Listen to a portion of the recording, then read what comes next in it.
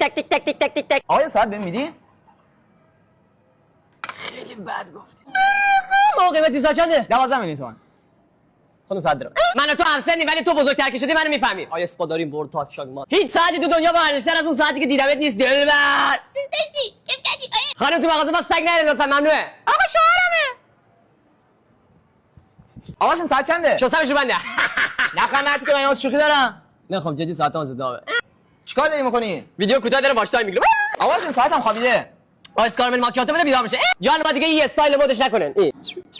چیکار داری میکنی؟ جوجه رنگیه. حجت دفینه. آقا شون ساعت زدامه؟ اگه آب نخوره آره. مرتی که این ساعت که اومده نو نبده که. بیا برو زیر پتو. تکنولوژی. آقا اون ساعتی که بهم دادی خیلی راضی بودم. 1 ساعت دیگه بهم میدی؟ فقط به خاطر چیکام بیا برو. آقا شون 1 ساعت 3 تومن من میدی؟ بذار من بشکم تو دنیا که تو با قیافت زید داری من نه. اگه این 4 تا ساعت بخری اشانتیون 1 ساعت بهت میدم. مجدد به خاطر چیکام؟ خیلی بد گفتم نه؟ کجا رفتم؟ ای آدم زرنگ. آقا شون ساعت چنده؟ تو مجموعه حجت دفینه از 199 ساعت بریم تا 12 میلیون همش 18 ماه گارانتی موتور داره. نه منظورم اینه که ساعت چنده؟ آقا چیکار کنم دوست پسرم خوشحال بشه؟ 1 ساعت بهش بده. نگاه این کارا رو میتونی بهش بدی، این کارا میتونی هدیه بدی، اینو میخوای بدی، کدوم دوست داری بدی؟ نه میخوام خیلی خوشحال بشه. پس 2 ساعت بهش بده. میتونی این دو تا کارو با هم بهش بدی، این دو تا کارو با هم بهش بدی، کدوم میخوای؟ آقا تبریک میگم بهتون با خرید این تیشرت 1 ساعت مچی هم برنده شدین.